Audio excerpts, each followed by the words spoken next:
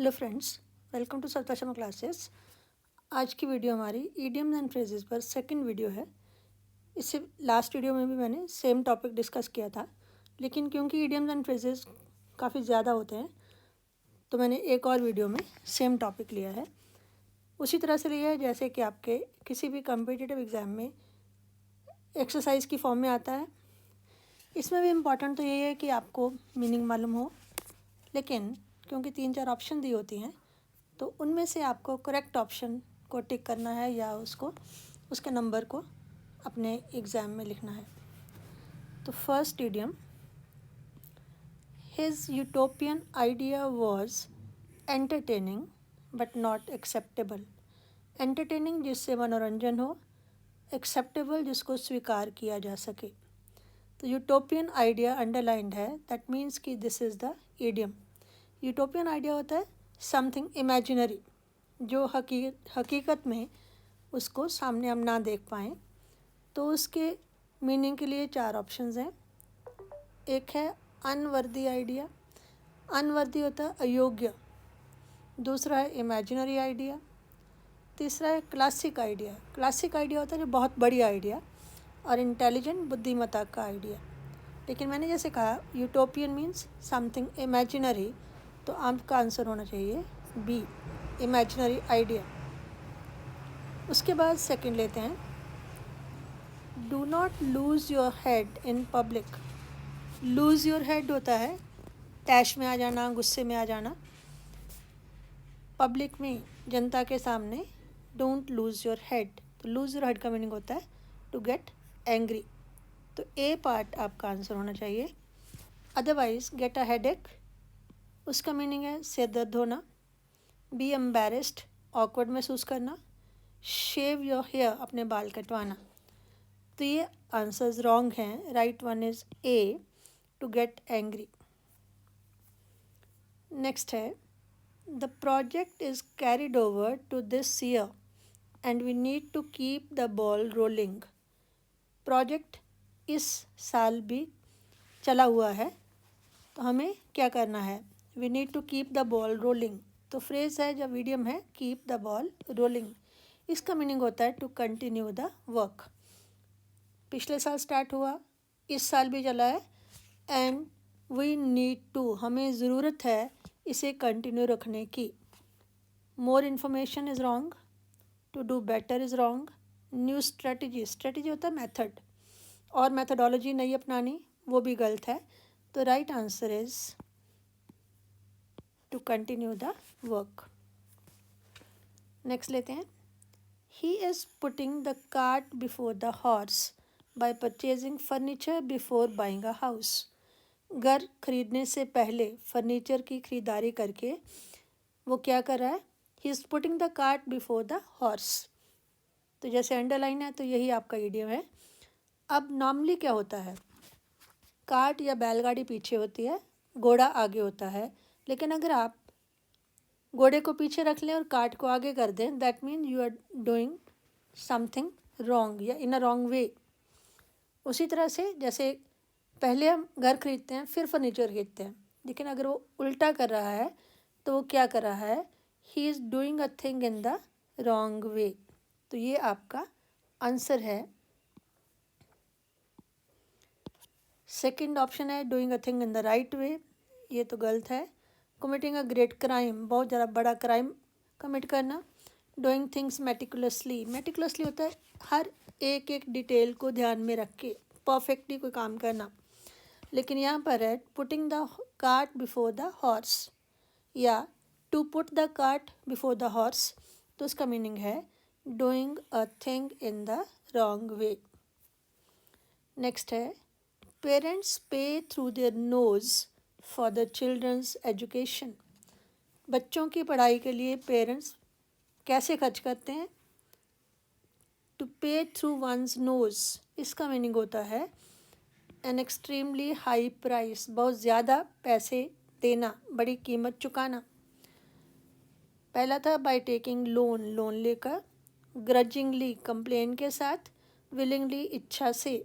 लेकिन जो हमारा इडियम है to pay through one's knows, उसका मीनिंग होता है an extremely high price. So your answer would be B.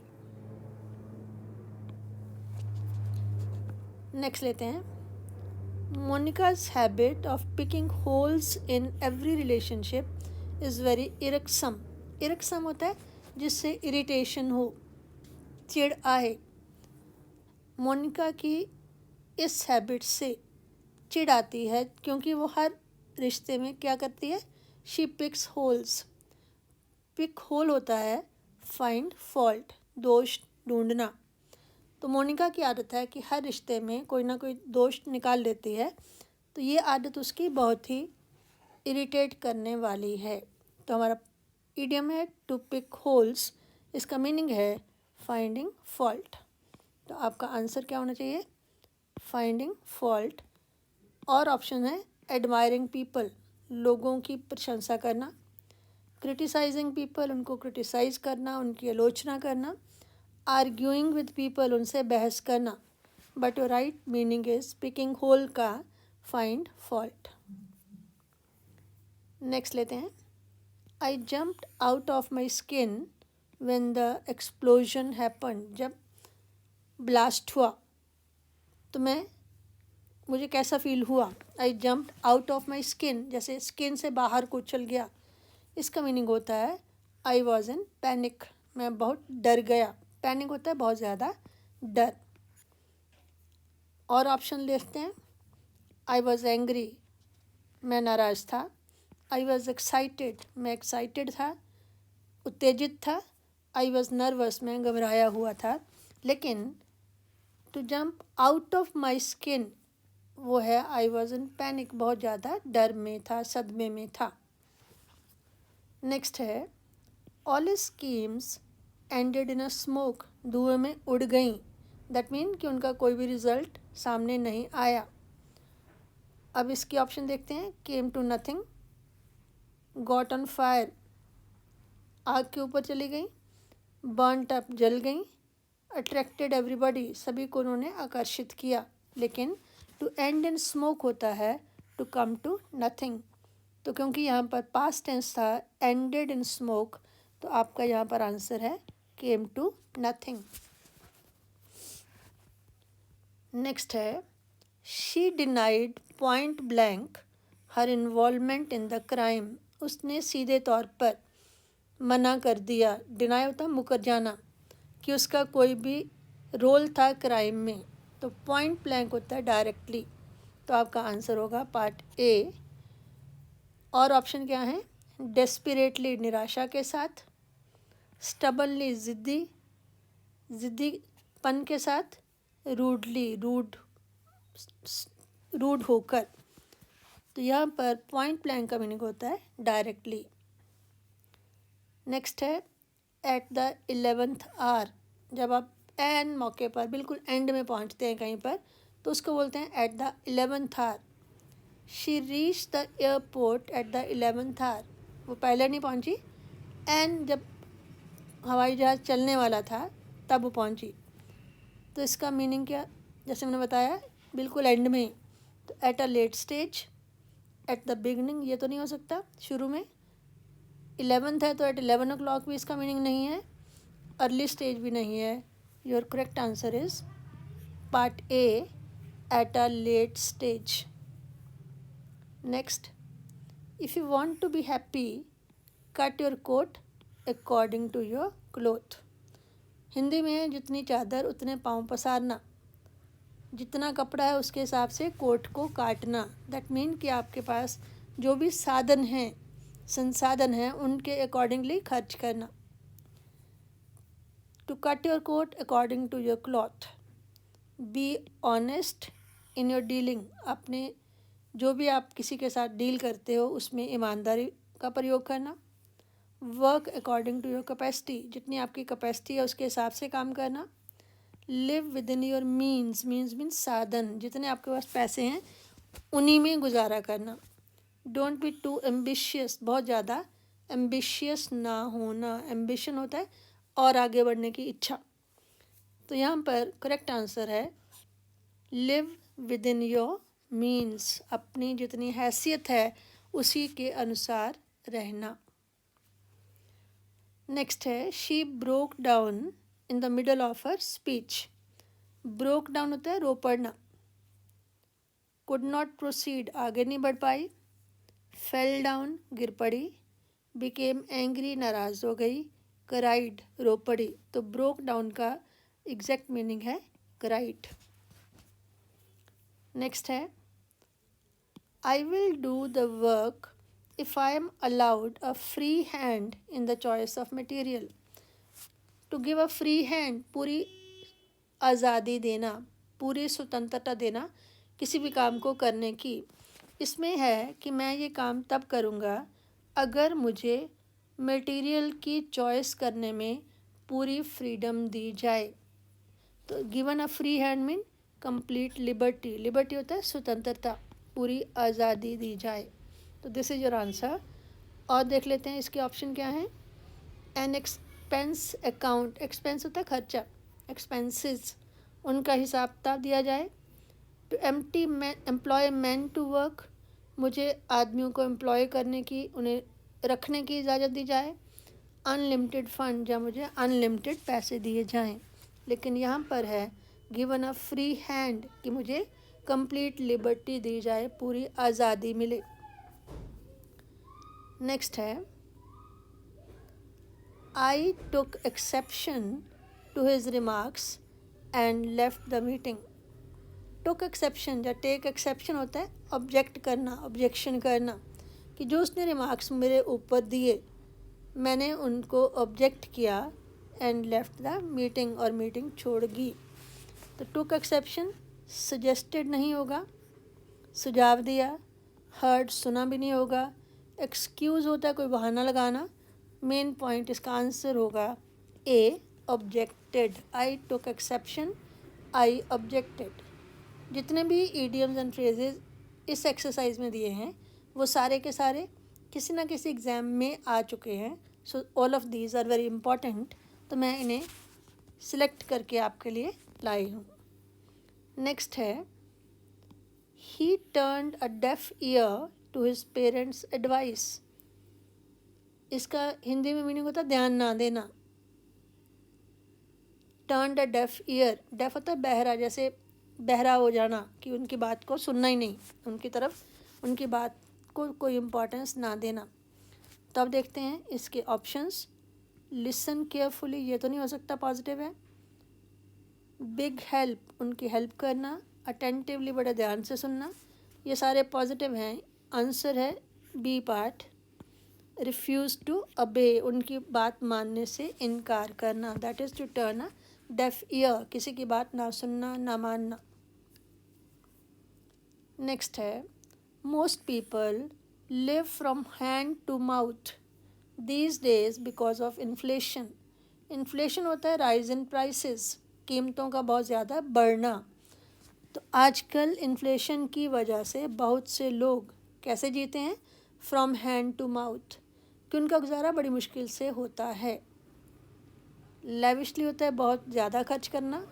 Happily खुशी से रहना, कंफर्टेबली आराम से रहना। तो ये सारे के सारे उसके ऑपोजिट हैं। हमें चाहिए मिजरेबली, मिजरेबली बड़े मुश्किल से गुजारा करना, that is to live from hand to mouth. There are no hard and fast rules for admission to this college. Hard and fast होता है कोई चीज़ फिक्स होना कि जिनमें कोई चेंज ना हो सके। हार्ड सख्त, और फास्ट पक्का, कि उनमें there is no change possible. लेकिन सेंटेंस दिया है कि इस कॉलेज में एडमिशन के कोई ख़ास स्पेशल रूल नहीं है, कोई फिक्स रूल नहीं है। तो एक तो इजी नहीं हो सकता, स्ट्रिक्ट नहीं हो सकता, स्लो नहीं हो सकता। यहाँ पर आंसर आएगा C part, fixed rules. Hard and fast rule, fixed rules. Next sentence, please hold your tongue, this is your idiom, in this matter otherwise you will repent. Repent होता है पछताना।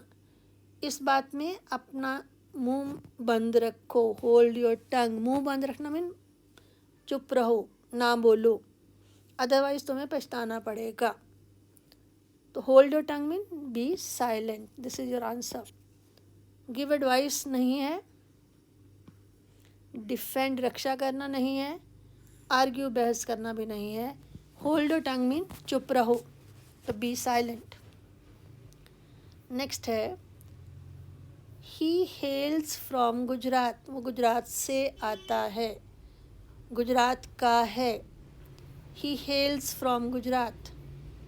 कॉल तो होता बुलाना, रिसीव लेना कुछ, arrive पहुंचना, लेकिन हेल फ्रॉम मीन उसका संबंध, उसका नेटिव जो प्लेस है दैट इज गुजरात, तो आंसर होगा he comes from Gujarat. Next sentence, her words carry weight in this company, इस कंपनी में उनकी शब्दों की कीमत है, उसकी वैल्यू है या इम्पोर्टेंस है। Her words carry weight. To carry burden, बोझ उठाना, टू कैरी द डे ये भी नहीं है। बी इम्पॉर्टेंट इसका आंसर है, कैरी थ्रू ले जाना। तो हर वर्ड्स कैरी वेट मीन्स उसके शब्दों की वैल्यू है, वेटेज है, इम्पॉर्टेंस है। So B important is your answer. Next है, ये बड़ा कॉमन है, his father passed away last month, तो pass away mean he died. His father died last month. To ignore गलत है, वॉक पास्ट, पास से चले जाना वो भी गलत है, रिवाइज दोहराना भी गलत है, तो answer is die. His father died last month. Next है, he turn down my request for loan, turn down ठुकरा देना, रिजेक्ट कर देना। मेनली इस तरह की एक्सरसाइज में आपको जितने भी वर्ड्स हैं उनका इडियम्स का मीनिंग आना चाहिए। टू एक्सेप्ट होता है स्वीकार करना, ट्विस्ट होता है किसी बात को चेंज करना, उसको मोड़ देना, वीव होता है बुनना, तो आंसर है रिजेक्ट करना। So B is your answer, turn down, reject. She has always stood by me through thick and thin, वो हमेशा मेरे साथ खड़ी रही है हर हालात में। वैसे तो थ्रू थिक एंड थिन भी एक मीडियम है, लेकिन यहाँ पर अंडरलाइंड है stood by. To stand by that mean किसी की सपोर्ट करना, उसके साथ खड़े रहना, तो यहाँ पर इसका आंसर होना चाहिए to support.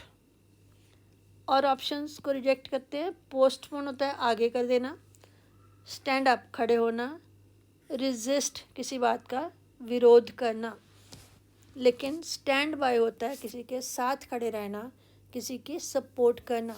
So C, not C but A is your answer. Next sentence, you should give vent to your feelings freely. To give vent to होता है एक्सप्रेस करना, अपनी फीलिंग्स को आपको बड़े अच्छे ढंग से एक्सप्रेस करना चाहिए। तो एक्सप्रेस करना, टू गिव वेंट टू, तो आंसर होगा डी। और क्या है, टू कॉज ट्रबल, ये नहीं हो सकता, किसी को मुसीबत में डालना। लूज़ करेज, हौसला खो देना। सर्कुलेट, दूसरे लोगों में बांटना, लेकिन टू गिव वेंट टू होता है to express yourself. Next है, stress has become part and parcel of modern life. Part and parcel एक ज़रूरी हिस्सा।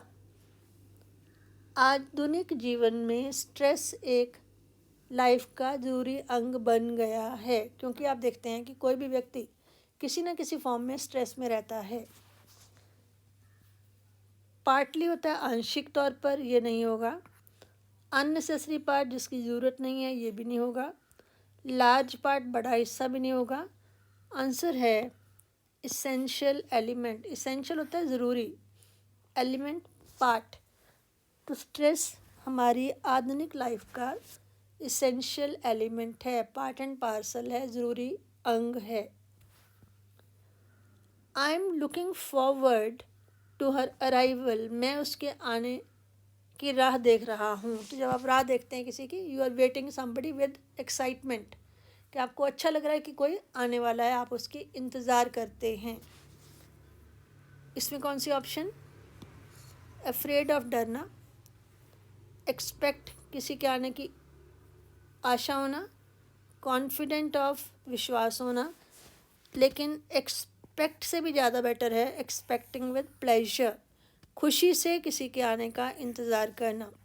सो that is I am looking forward to. एक होता है कि आप बहुत दुखी हैं कि हाय आज वो आ जाएगा तो मेरी लिबर्टी छिन जाएगी, वो आएंगे तो मुझे डांटेंगे, वो आएंगे तो मुझे नौकरी से निकाल देंगे. तो इस तरह की नेगेटिव फीलिंग नहीं, लुकिंग फॉरवर्ड होता है पॉजिटिव वे में, खुशी में किसी का इंतज़ार करना. He had her under his थम, अंगूठे के नीचे, मेरे अंगूठे के नीचे दबा होना. That mean under the control. Under the thumb, under control. Beyond control, control से परे नहीं होगा. अंडर द नोज ऑफ, किसी के नाक के नीचे नहीं होगा. एक्टिव भी नहीं होगा. इसका मीनिंग है अंडर कंट्रोल ऑफ, किसी के कंट्रोल में होना. नेक्स्ट भी आपने बहुत बार सुना होगा, आई thank you from the bottom of my heart, तहे दिल से शुक्रिया करता हूँ. तो तहे दिल से लोएस्ट पोजीशन तो नहीं होगी, टोटली पूरी तरह से, कंप्लीटली भी पूरी तरह से. यहाँ पर आंसर है सिंसियरली, अपने दिल की गहराई से, बॉटम ऑफ माई हार्ट, तहे दिल से, सिंसियरली. नेक्स्ट है वट वेंट रॉन्ग, कहाँ गलती हुई. इन a nut shell everything, in a nut shell short में अगर मैं कहूँ तो हर बात में गलती हुई. इन a nutshell, in short. Angry, नाराज़ होना. कैजुअली, किसी चीज़ को सीरियसली ना लेना. राइटिंग, लिखते हुए. बल्कि brief, brief mean short. In a nutshell, in short. Brief में अगर मैं कहूँ, एक शब्द में कहूँ तो हर बात में गलती हुई. और लास्ट है he has supported me through thick and thin. अब यहाँ पर इडियम अंडरलाइंड है, थ्रू थिक एंड थिन. इसका मीनिंग होता है हर हालात में, अच्छे समय में भी बुरे समय में भी उसने मुझे सपोर्ट किया है. Think about his her welfare, ये नहीं होगा, कल्याण के बारे में सोचना. अंडर ऑल सर्कमस्टांसेस आपका आंसर है हर हालात में. और क्या ऑप्शंस थी. To accompany through a thick forest, किसी फॉरेस्ट में, घने जंगल में किसी का साथ देना. या इन डे एंड नाइट, दिन रात. तो इसका एग्जैक्ट आंसर है अंडर ऑल सर्कमस्टांसेस. तो आइए रिवाइज कर लेते हैं एक बार फिर से. ये सारे के सारे इडियम्स इम्पॉर्टेंट हैं और आपको काफ़ी हेल्प करेंगे किसी भी एग्ज़ाम में. अगर आप कॉम्पिटिटिव एग्ज़ाम नहीं भी दे रहे हैं तो इन इडियम्स के मीनिंग अगर आपको आते हैं तो छोटी क्लासेस में भी डायरेक्ट क्वेश्चन भी आते हैं इडियम के मीनिंग के, तो वहाँ भी आपकी हेल्प हो सकती है. फर्स्ट था यूटोपियन आइडिया. यूटोपियन आइडिया होता है समथिंग इमेजिनरी, जो रियलिटी में नहीं हो सकता. लूज़ योर हेड होता है आपा खो देना, गुस्से में आ जाना, नाराज़ हो जाना. To keep the ball rolling, to continue the work, काम को कंटिन्यू रखना.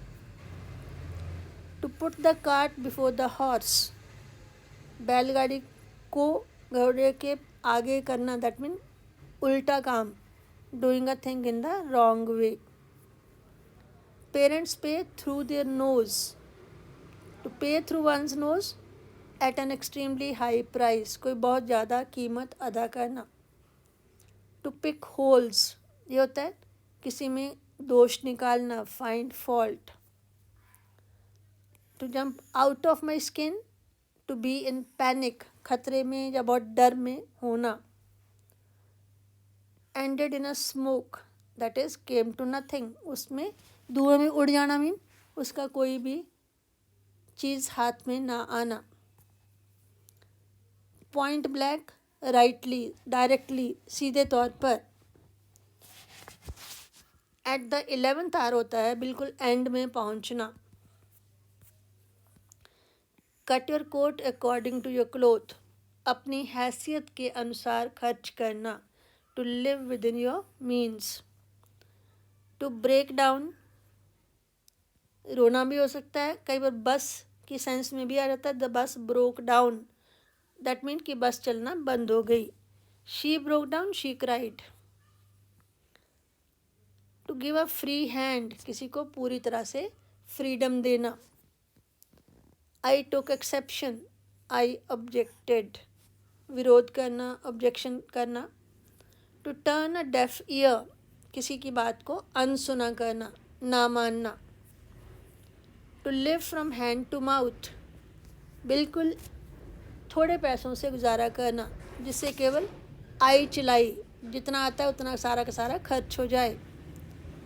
हार्ड एंड फास्ट रूल्स होते हैं, कोई फिक्स रूल जिनको चेंज ना किया जाए। Hold your tongue, shut up, चुप रहो। To be silent. To hail from होता है आना, संबंध होना।